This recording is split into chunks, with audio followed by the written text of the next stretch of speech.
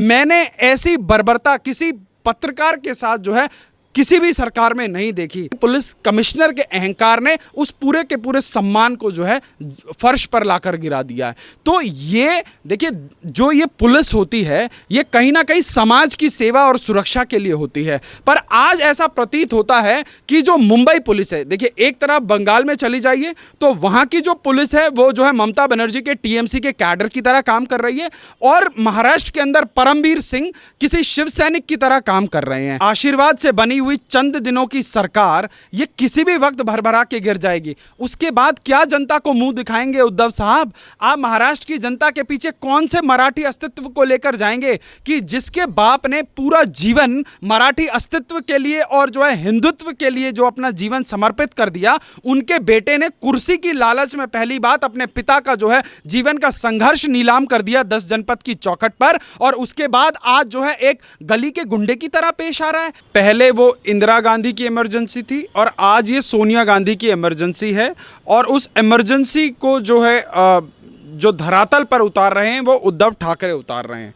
अब देश की जनता को जानना चाहिए कि अर्नब गोस्वामी का कसूर क्या है। अर्नब गोस्वामी का कसूर ये है कि वो एक इटालियन महिला की गुलामी नहीं करता है। अर्नब गोस्वामी का कसूर ये है कि वो चीन और पाकिस्तान की दलाली नहीं करता है। अर्नब गोस्वामी का कसूर ये है कि वो उद्धव ठाकरे की पीआर मशीनरी की तरह काम नहीं करता है और उसके बाद उद्धव सरकार से सवाल पूछता है। अर्नब गोस्वामी का गुनाह ये है कि वो सुशांत सिंह राजपूत और दिशा सालियान जैसी मौतों पर जो है सरकार को जो है झिंझोड़ने का काम करता है, और यही उस सरकार को नागवारा गुजरा है। नमस्कार, स्वागत है आपका हमारे चैनल प्यारा हिंदुस्तान पे, और आज हमारे साथ हैं वेद शर्मा सर, और बात करेंगे कि जिस तरीके की हरकत मुंबई पुलिस की तरफ से आज सवेरे की गई है कि 20-30 पुलिस वाले यानी कि एसओजी की टीम अर्नब गोस्वामी के घर पहुंच जाती है और उनसे बदतमीजी से बात की जाती है, और फिर उनके साथ बदतमीजी भी की जाती है और मारपीट की जाती है। सवाल उन लोगों पर उठता है जो हमेशा ये कहते हैं कि लोकतंत्र की हत्या की जा रही है और मीडिया की आवाज को दबाया जा रहा है। आज जब इतने बड़े पत्रकार के साथ इतनी बड़ी घटना हो जाती है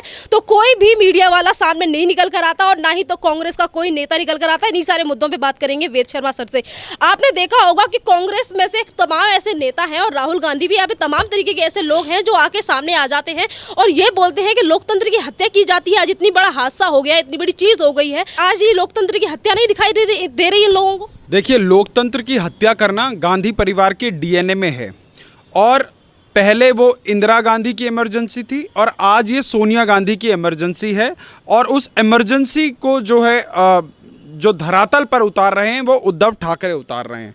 अब देश की जनता को जानना चाहिए कि अर्नब गोस्वामी का कसूर क्या है। अर्नब गोस्वामी का कसूर ये है कि वो एक इटालियन महिला की गुलामी नहीं करता है। अर्नब गोस्वामी का कसूर ये है कि वो चीन और पाकिस्तान की दलाली नहीं करता है। अर्नब गोस्वामी का कसूर ये है कि वो उद्धव ठाकरे की पीआर मशीनरी की तरह काम नहीं करता है। उद्धव ठाकरे की जो है का गुनाह ये है कि वो पाल घर पर हत्या किए गए संतों के जो है हक में आवाज़ उठाता है, और उसके बाद उद्धव सरकार से सवाल पूछता है। अर्नब गोस्वामी का गुनाह ये है कि वो सुशांत सिंह राजपूत और दिशा सालियान जैसी मौतों पर जो है सरकार को जो है झिंझोड़ने का काम करता है, और यही उस सरकार को नागवारा गुजरा है। आज देश की जनता को सिलसिलेवार तरीके से इन सब चीज़ों को, सारे के सारे पहलुओं को देखने, समझने और इसके ऊपर जो है अपनी प्रतिक्रिया देने की आवश्यकता है। मुझे कहीं ना कहीं महसूस होता है कि as a society, as a country, हमारी जो एक मेमोरी है वो कहीं ना कहीं बहुत थोड़ी है, बहुत छोटी है। क्यों? क्योंकि हमें ऐतिहासिक पृष्ठभूमि से सीखना और समझना चाहिए। इस देश में इंदिरा गांधी ने इमरजेंसी थोपी, 3 साल बाद इस देश की जनता ने इंदिरा गांधी को दोबारा जो है देश की सत्ता में आसीन करवा दिया, और आज इस देश के अंदर किस प्रकार से जो अभिव्यक्ति की आज़ादी है, जो लोग, मुझे एक वो दौर याद आ रहा है जब 2014 में देश में नरेंद्र मोदी की सरकार आई, और उसके कुछ दिनों बाद उसी मुंबई में जो है रामनाथ गोयनका अवार्ड जो है मीडिया के जो बहुत ही प्रतिष्ठित अवार्ड माने जाते हैं, उसकी स्टेज पर आकर एक बॉलीवुड के नचनिए ने क्या बोला कि इस देश के अंदर जो है एक हिटलरशाही हो गई है, इस देश के अंदर अभिव्यक्ति की आज़ादी नहीं है। आज इस देश के तमाम पत्रकार देश के प्रधानमंत्री से लेकर देश के गृह मंत्री को पता नहीं क्या क्या बोल चुके हैं। पिछले 6 साल का इतिहास उठाएं, राजनेताओं की तो छोड़िए, इस देश के अंदर जो 2 कौड़ी का पत्रकार है ना, जो कंधे पे झोला लटका के एक एजेंडा चला के जो चलता है ना, कि किसी ने 10,000 5,000 रुपए दे दिए तो उसकी स्टोरी छाप देने वाला, जो दलाली करने वाला व्यक्ति है, वो भी आज अपने आप को पत्रकार बोल रहा है। और उसके बाद ट्विटर पर जो है देश के प्रधानमंत्री से लेकर गृह मंत्री को जो है तमाम बातें बोल रहा है, तमाम तरीके से गरिया रहा है। परंतु इस देश की केंद्र की सरकार ने या भारतीय जनता पार्टी ने, इतनी प्रचंड बहुमत वाली सरकार ने, उनके ऊपर कोई भी आज तक पिछले 6 सालों में कोई एक ऐसी कार्रवाई नहीं करी। हाँ, कार्रवाई करी जो लोग लिमिट क्रॉस कर रहे हैं, जो लोग फेक न्यूज़ का धंधा चला रहे हैं, जो लोग सभी की सभी सीमाओं को लांघ रहे हैं, उनको जो है कानून का डर दिखाया जा रहा है और ये दिखाना भी लाजमी है। पर आज जो महाराष्ट्र की धरती से हो रहा है, पहले एंटोनियो माइनो बोलने के एवज में अर्नब गोस्वामी को और उनके जो है सीएफओ को 12-12, 8-8 घंटे तक पुलिस कस्टडी में रख लिया जाता है। उसके बाद उनके एक पत्रकार को, अनुज को, 4-4 दिन तक जो है अवैध तरीके से जो है गिरफ्तार कर लिया जाता है। उसके बाद प्रदीप भंडारी को जो है 10-10 घंटों तक जो है पुलिस थाने में बिठा के रखा जाता है, उसका फ़ोन और उसका लैपटॉप छीन लिया जाता है। और उसके बाद अर्नब गोस्वामी की एडिटोरियल स्टाफ के ऊपर 1000 से अधिक एफआईआर लाद दी जाती है। और आज सुबह तो इंतहा की हदें पार हो गई कि आज ऐसा लगता है कि परमबीर सिंह की कोई जो है जातिगत दुश्मनी है, कोई व्यक्तिगत खुन्नस निकाल रहे हैं। पर मुझे, जितना मैंने समझा है इस पूरे के पूरे पृष्ठभूमि को, मुझे नहीं लगता कि यहाँ पे कोई व्यक्तिगत हो सकता है। पर आज जो है सोशल मीडिया के ऊपर एक अफवाह का बाजार गर्म है। लोग ये सवाल पूछ रहे हैं और लोग इस बात की आशंका व्यक्त कर रहे हैं, ऐसा प्रतीत होता है कि देश के सबसे बड़े मीडिया घराने ने, सो कॉल्ड सबसे बड़े मीडिया घराने ने जो है अर्नब गोस्वामी की सुपारी दे रखी है और ये बोला है कि या तो तू इसको बर्बाद कर दे, नहीं तो मैं इंडिया बुल के कारनामे खोलकर तुझे बर्बाद कर दूंगा। तो अब देश की जनता उन डॉट्स को कनेक्ट करे कि इंडिया बुल्स में किसके पारिवारिक जो है संबंध जुड़े हुए हैं, कौन, किसके परिवार के लोग उसके बोर्ड ऑफ डायरेक्टर्स के अंदर बैठे हुए हैं, किन लोगों का जो है वहाँ पे व्यक्तिगत जो है स्वार्थ सिद्ध हो रहा है। तो आज इस डिजिटल युग में बड़ा आसान हो गया है, चाहे परमबीर सिंह हो, चाहे उद्धव ठाकरे हो, जितनी मर्जी अपनी खुन्नस निकालने की कोशिश कर लें। आज महाराष्ट्र की सरकार कान खोलकर सुन ले कि ये सरकार आनी जानी है। सोनिया गांधी के जो है आशीर्वाद से बनी हुई चंद दिनों की सरकार ये किसी भी वक्त भरभरा के गिर जाएगी। उसके बाद क्या जनता को मुंह दिखाएंगे उद्धव साहब? आप महाराष्ट्र की जनता के पीछे कौन से मराठी अस्तित्व को लेकर जाएंगे कि जिसके बाप ने पूरा जीवन मराठी अस्तित्व के लिए और जो है हिंदुत्व के लिए जो अपना जीवन समर्पित कर दिया, उनके बेटे ने कुर्सी की लालच में पहली बात अपने पिता का जो है जीवन का संघर्ष नीलाम कर दिया 10 जनपद की चौखट पर, और उसके बाद आज जो है एक गली के गुंडे की तरह पेश रहा है। अरे भैया, आप एक राज्य के चुने हुए मुख्यमंत्री हो। और उसके बाद चलिए हम केस की बात कर लेते हैं कि जो है अर्नब गोस्वामी के ऊपर एक वो केस खोला जा रहा है जो केस जो है बंद हो चुका है, और उसी पुलिस के द्वारा। तो कौन सी मेरिट है, कौन से हाई कोर्ट से जाकर आप स्पेशल परमिशन लेकर आए हैं, और आपको ये कौन सी ताकत है कि आप किसी के घर में घुस जाएंगे, किसी के माइनर बच्चे को प्रताड़ित करेंगे, उसकी बीवी के साथ जो है आप बदतमीजी करेंगे, फिर उसके बाद उसको उसी के घर में जो है उसके साथ धक्का मुक्की और हाथापाई करेंगे, उसको पीटेंगे और उसको एक आतंकवादी की तरह इतना लंबा पुलिसिया महकमा लगाकर उसको पुलिस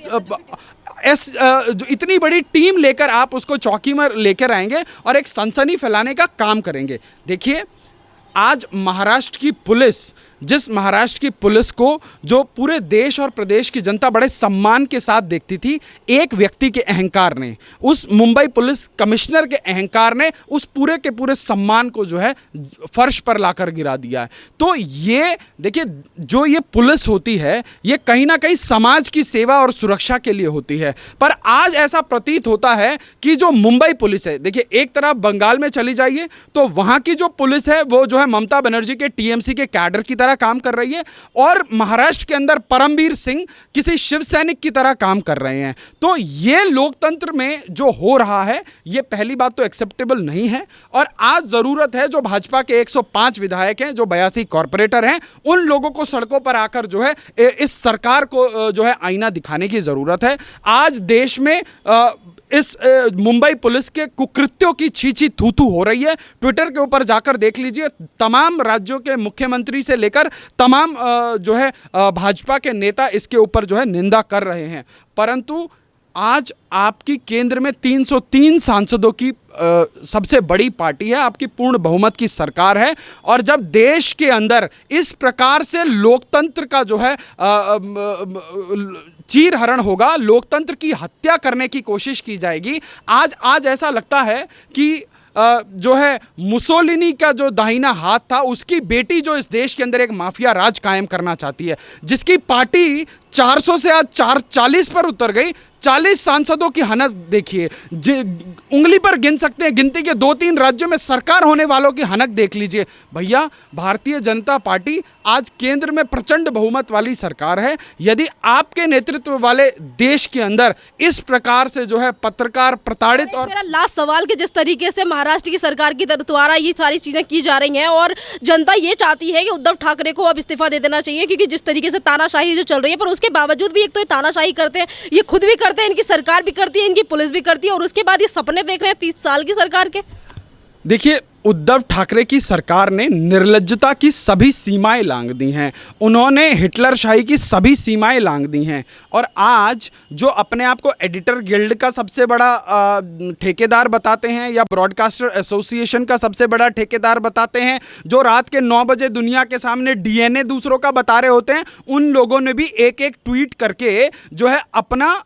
जो है कर्तव्य पूरा करने का काम कर दिया है। परंतु मुझे वो दौर याद है जब राजदीप सरदेसाई और वो तमाम पत्रकार यहाँ सड़कों पर उतरकर मार्च कर रहे थे कि अरे हाय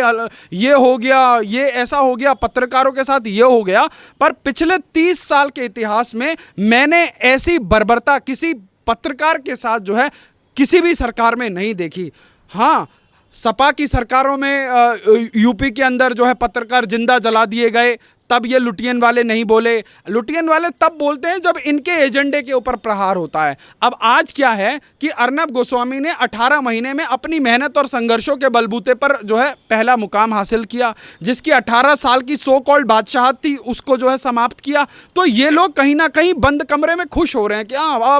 अब आया ऊंट पहाड़ के नीचे, अब आया अर्नब गोस्वामी को पता लगेगा कि जो है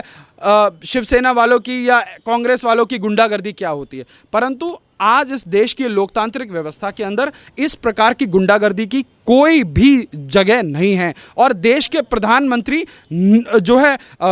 निश्चिंत रूप से जो है इस पूरे के पूरे लोकतांत्रिक व्यवस्था को सुदृढ़ करने के लिए कर्तव्यनिष्ठ हैं और देश की जनता जो है देश की केंद्र सरकार की ओर जो है एक आशा भरी निगाहों से देख रही है कि आज महाराष्ट्र और पश्चिम बंगाल के अंदर जो है सभी सीमाएं पार हो चुकी हैं और ज़रूरत है कि जल्द से जल्द जो है इस लोकतांत्रिक सरकार को, जन भावनाओं की कुठाराघात करने वाली सरकार को जो है यहाँ पर राष्ट्रपति शासन लगाकर इमीडिएटली जो है ज़मींदोज़ किया जाए और यहाँ पर जो है पुनः सिरे से चुनाव हो और जन भावनाओं का सम्मान हो।